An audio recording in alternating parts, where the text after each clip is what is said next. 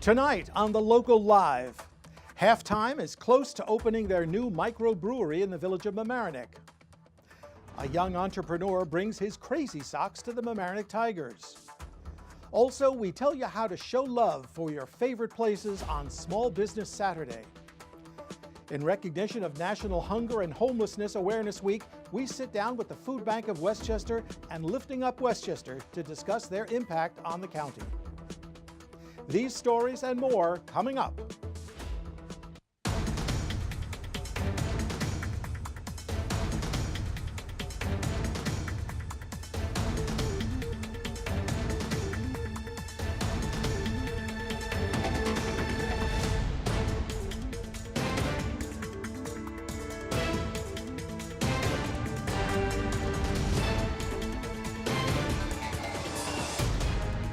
Good evening. It's Thursday, November 16th. I'm Mike Witch, and welcome to the Local Live. Let's get started. After months of waiting, local beer distributor Halftime Beverages has gotten the Board of Trustees to approve zoning changes, which will allow for the construction of microbreweries in downtown Mamaroneck. The authorization will be limited to a section along Hoyt Avenue. Halftime Beverages partnered with craft brewery Decadent Ales earlier this year in hopes of creating a bar and pub inside their store. Village planner Robert Galvin says Halftime Beverages' pitch for expansion will be made in a couple of weeks at the next Board of Trustees meeting. Once it's approved, construction can begin. Other beer production companies have become interested in moving their operations to Mamaroneck since the recent board action. A young entrepreneur with Down syndrome, John Cronin, visited Homix Middle School on Tuesday night. Christy Capiello reports how this young man created opportunities for people like himself. I want to sock, more socks. This was the business proposal of young entrepreneur John Cronin to his father Mark when inspiration struck to start an online sock company. After graduating high school at age 21, John and his family researched postgraduate opportunities for disabled adults. When John proposed John's Crazy Socks, Mark saw a valuable opportunity, not only in business, but in pioneering a business that creates job opportunities for disabled adults like his son. Now, you have Down syndrome, right? I do. Does that hold you back? Down syndrome never hold me back. Right? Does it stop you from doing anything? No. Okay. And John couldn't be more correct. John's Crazy Socks opened for business on December 9th, 2016, less than a year ago today, and has already earned $1.2 million in revenue. The Cronins attribute their success to their company mission, which says it all. I was bringing happiness to socks. Right.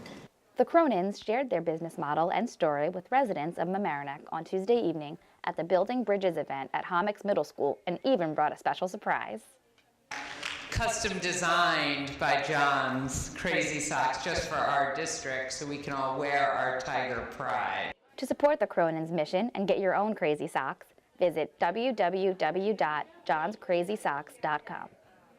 Well, now what I know, I'm getting myself for Christmas some crazy socks. And now Lindsay Barrios on this year's Turkey Trot. Thanksgiving is around the corner. You know what that means. It's the 51st annual Village of Mamaroneck Turkey Trot. I spoke with Jason Pinto, the Village of Mamaroneck Recreation Assistant, to learn more. Turkey Trot is a road race, a 5K, which is 3.1 miles. It takes place through the Village of Mamaroneck. It starts at Harbor Island Park, goes to Orienta, and comes back. It's also a 1 mile kids race called the Gobbler Race, where kids run 1 mile from here to the toy box and back. We all have this tradition, but how did it start? Well, it goes back to 1896, where 6 runners from Buffalo, New York started this race. Now, there are 4,300 turkey trots listed for 2017 around the United States, and crowds keep growing and growing. In the Village of Mamaroneck, the turkey trot has become more popular, and there's still time to register. People can register online at www.chronotrack.com/32807. But this race is not only about running. It's also about giving to the Larchmont and Mamaroneck Food Pantry. So remember, Larchmont Mamaroneck, we will be waiting for you on Sunday, November 19th. I will be running, so I hope to see you there.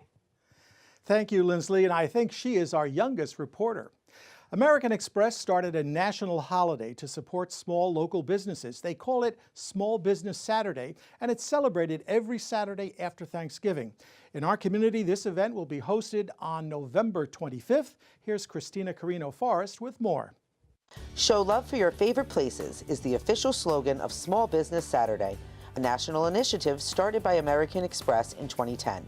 This initiative aims to support local businesses in towns across America. In Mamaroneck, Laura Bott from the Sound Shore Business Alliance explains more. You can participate by supporting this initiative by going and actually shopping at your local neighborhood stores. Different stores will participate different ways. Some will actually give extra discounts on that day. Others may do a raffle like we're doing at the Bot Shop. But if you are a business owner and are interested in being part of Small Business Saturday, there is still time. So for businesses that want to participate, there's a couple different ways. They can come to the Bot Shop and pick up different balloons and flyers and table tents. They can actually also go on a website, and it's shopsmall.com/getready, and you can actually customize the graphics specifically for your business and then print them out and show them on your storefront. The question remains, with the big sales during Black Friday and Cyber Monday, why should customers participate in Small Business Saturday? If you don't support your local businesses, then those businesses close. So it's really important when you see these empty storefronts, there used to be a store there. So if you're not frequenting your local businesses, they will close. Shop local. I do. I hope you do too in Mamaroneck and Larchmont. We have some congratulations in order for Rhine-X Griffin Anderson, Saints John and Paul's Shelsley Blank, and the French-American School's Laszlo Somley. They won the Larchmont Mamaroneck Lions Club Peace Poster Contest. Each year, millions of children from nearly 100 countries participate in this International Lions Club contest, expressing their visions of peace. The winning posters will now be submitted to the district-level competition for further judging. You can watch the whole awards ceremony on Tuesdays at 9 at Channel 75 and Cablevision, or Channel 36 on Verizon, or watch it online at lmctv.org. And coming up next, we'll have Maura Carlin interviewing Christina Magana for the Food Bank of Westchester and Barbara Bento-Fleming of Lifting Up Westchester. They'll be discussing hunger and homelessness in Westchester County. Stay tuned.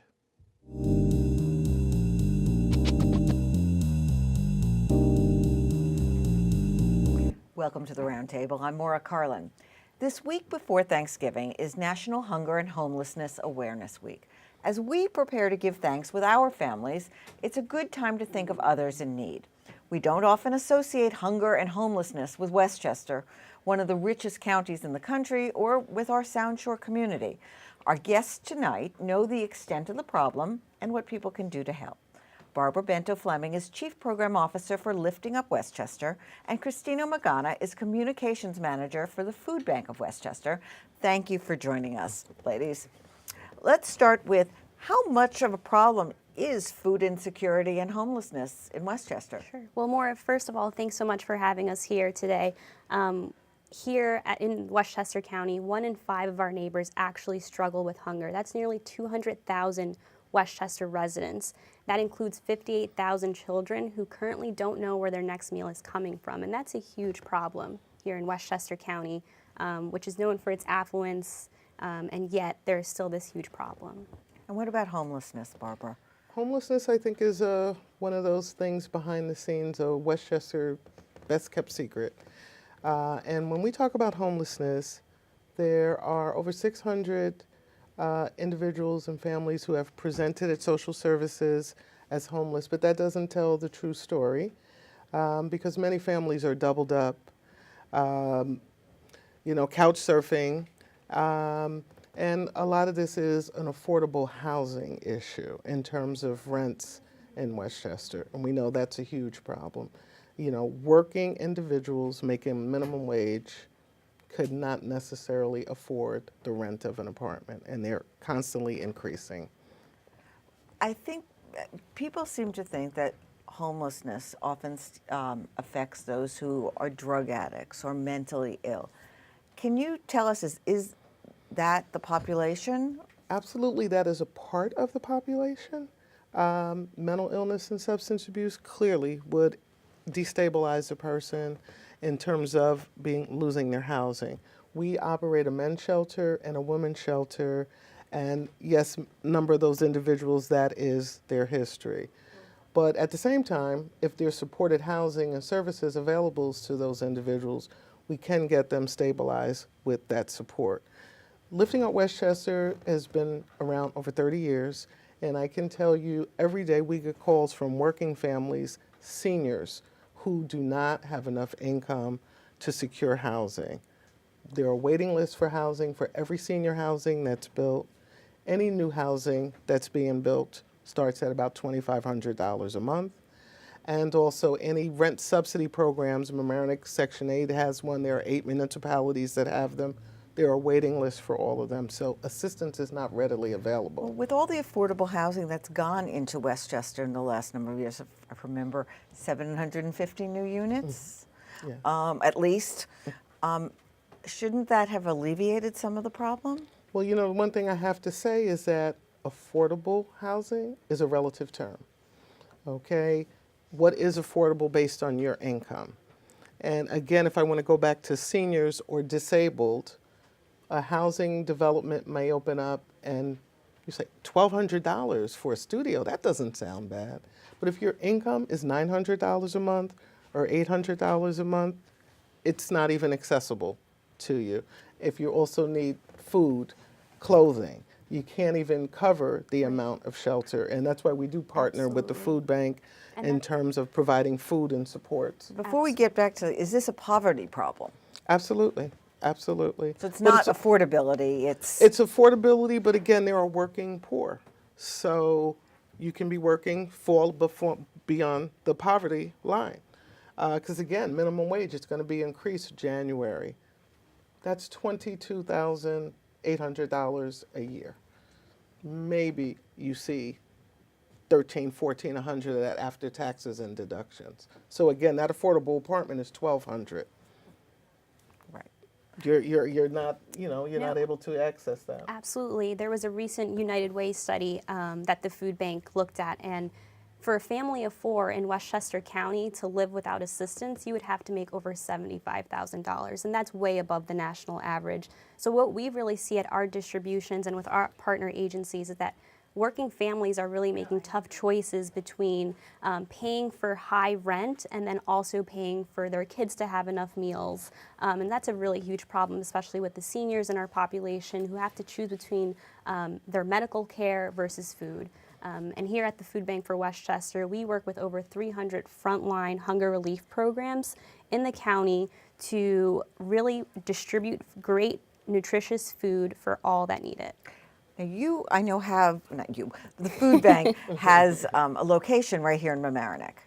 What are the statistics in Mamaroneck? Sure, so right here in Mamaroneck, it's actually, there's 8%, there's an 8% unemployment rate.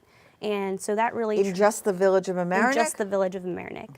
And so we work with countless churches in the county, food pantries, soup kitchens, and here in Mamaroneck, just over the last year, we distributed over 200,000 pounds of food, and that's really important.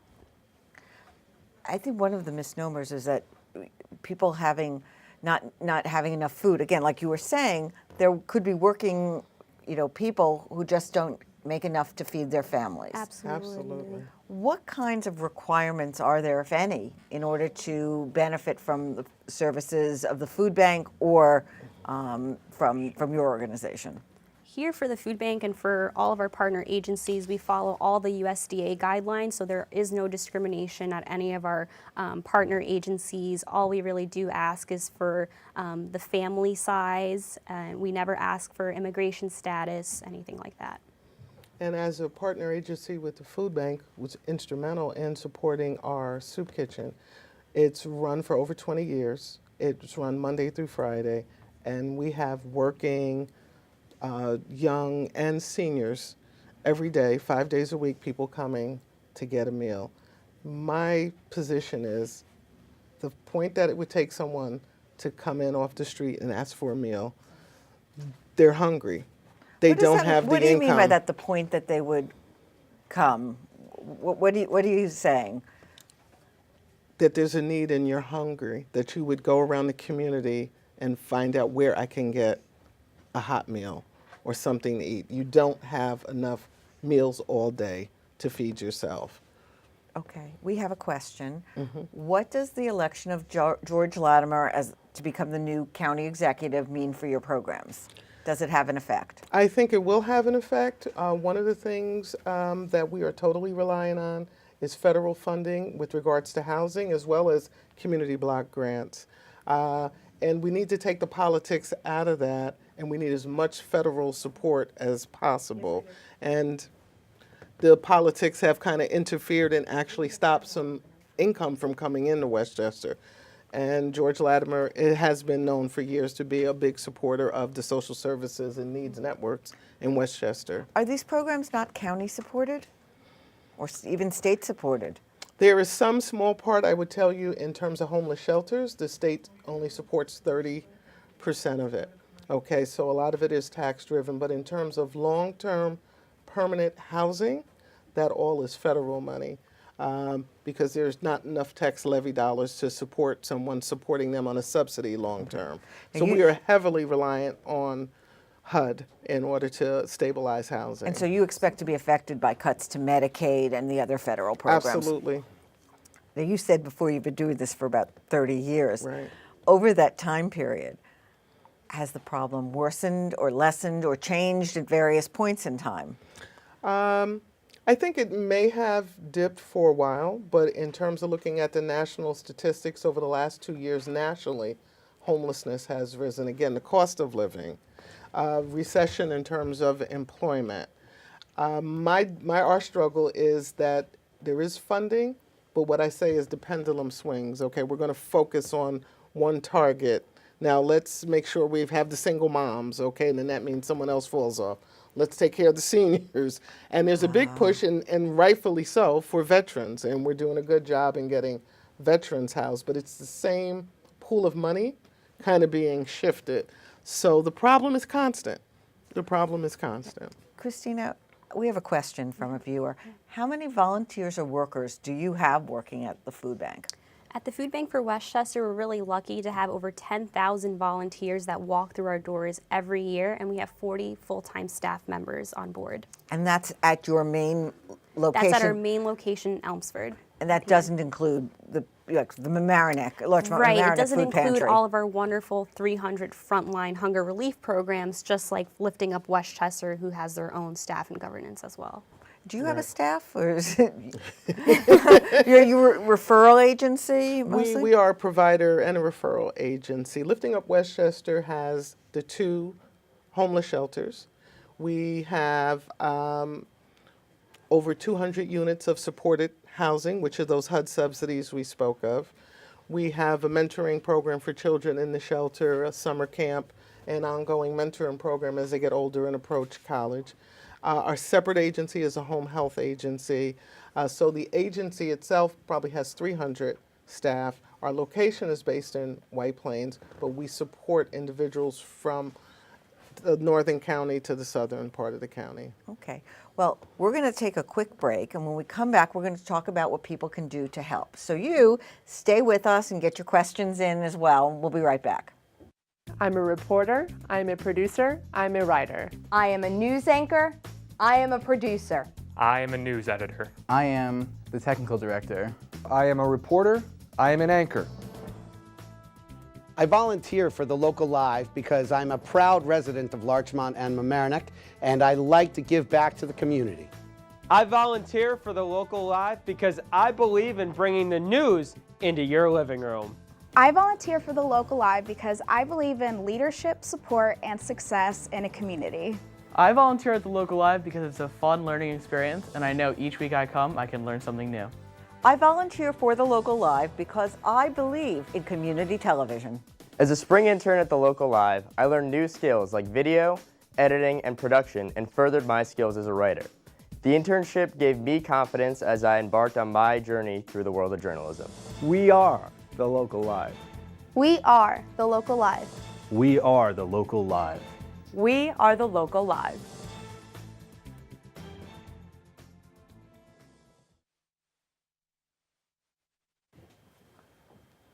Okay, and we're back to talk about what we as a community or we as individuals can do to help.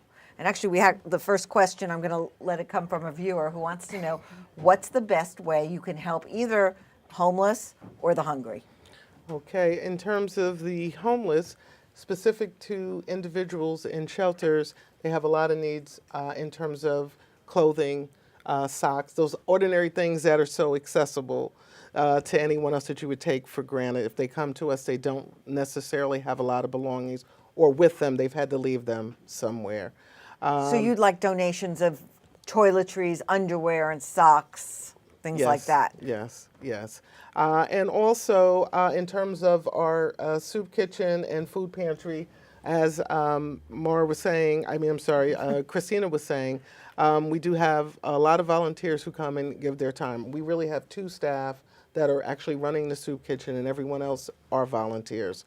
We do have a large volunteer coordinator program, and they do a lot in terms of collecting foodstuffs and that type thing for our agency.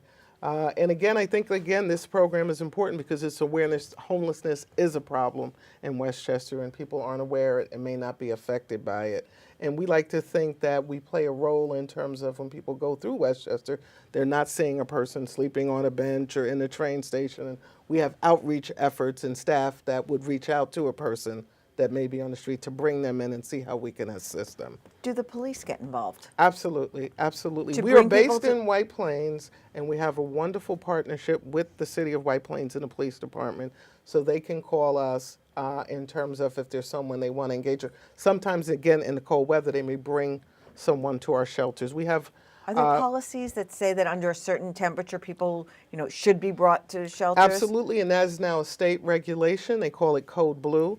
We run a men's shelter and a women's shelter in White Plains. There are 4 other shelters throughout the county of Westchester, and the temperature goes below 32 degrees. We are to take anyone who comes to our door, and the police absolutely bring us anyone that sits out there that seems to be in harm. It's all voluntary, but we do get them in and see if we can engage that person, because that's a serious statement if that person has not had the wherewithal to come in out of the weather like that. And what about with respect to food? What do you need? Sure, there are plenty of ways to get involved at the food bank. What we really like to say is that every dollar that people give, we can actually secure nearly 4 meals for our neighbors in need. So we really do appreciate any funds and food that actually come through our doors. There are plenty of ways for volunteers to come in to get involved at our Elmsford location. They can come and sort and pack good, nutritious food in order for us to distribute that food to our partner agencies in the county. And during this time right now, during the holiday season, we want to provide a nutritious holiday meal so everyone can really share that tradition of a holiday meal around the table during this time. So for $25, the Food Bank for Westchester can provide a turkey and all the fixings to a family who may not have had that. Now, we're talking about the holidays and Thanksgiving, and many families who feel fortunate want to offer their help and volunteer. But I understand that sometimes it's too much, too many. Why don't you explain the dilemma of too many wonderful volunteers and what might be a productive solution for that? Well, for us in general, we love our volunteers, but there are definitely more than volunteer opportunities that people can do. They can start their own fundraiser, whether a Girl Scout troop wants to do a lemonade stand and to actually bring in money for the Food Bank for Westchester and for those who are struggling with hunger. That's another really great way. And we have creative ways that the community can get involved. We have the holiday toolkit on our website at fb4w.org with plenty of creative ways to start our own fundraiser. And you like volunteers to come and help pack and package and hand out? Absolutely. We couldn't do the great work that we do without our wonderful volunteers. Like I said before, we have over 10,000 volunteers that walk through our doors, whether it is community groups like Girl Scout troops or it is corporate groups like PepsiCo in Westchester County. It really takes a village. And what about you, Barbara? And we definitely rely on our volunteers, and specific to, like you said, with the holidays, the only way we've been able to get food bags put together and organize the food donations. We have volunteers that do that, and then our staff and volunteers help deliver that food during the holidays. But again, one of the things is we want to emphasize that there is a need all year round. And we do have where we're desperately trying to give everybody a valuable volunteer experience. We just have an influx during the holidays, and we'd like to see if they have the ability to volunteer beyond the season. Would be very helpful. Why don't you give out your website? I know you gave out yours right, for those who want to help. Yes, liftingupwestchester.org. On our website, there's also ways to volunteer.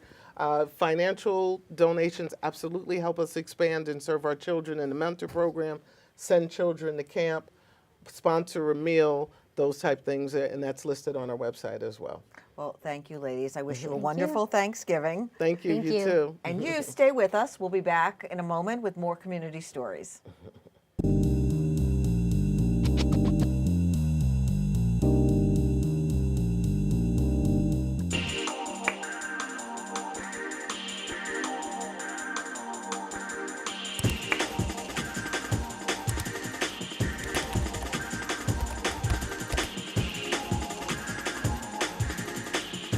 A couple of weeks ago at the Mamaroneck Methodist Church, I got a chance to speak to some of the people there about what they're thankful for. Here's what I heard.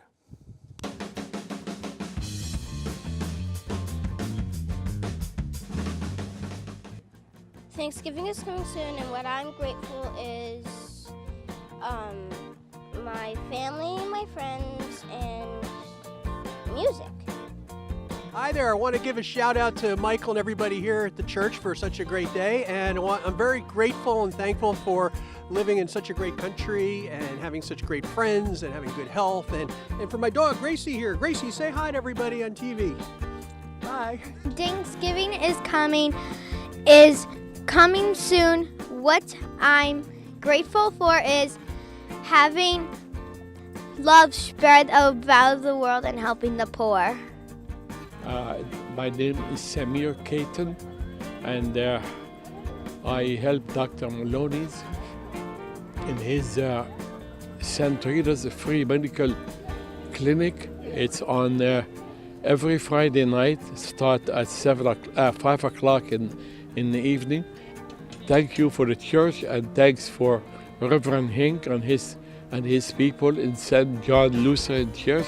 Is on 122 Cortland Avenue in Mamaroneck.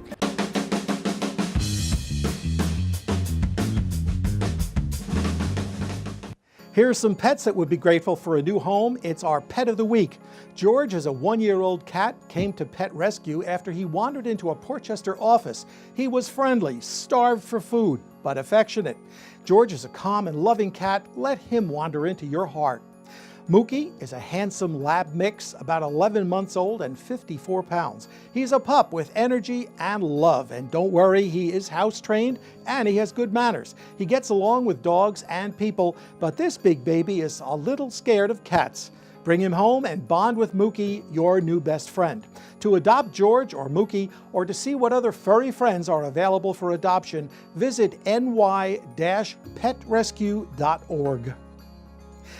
And as always, we welcome new volunteers and interns, and we love hearing from you, our viewers. Send an email to thelocallive@lmctv.org. Thank you so much for watching our show. That's all for tonight. I'm Mike Witch. We want to wish you a very happy Thanksgiving, and also I want to give a shout out to the Girl Scouts who are here watching our show being put together. Mamaroneck, stay friendly. Larchmont, stay classy. Good night.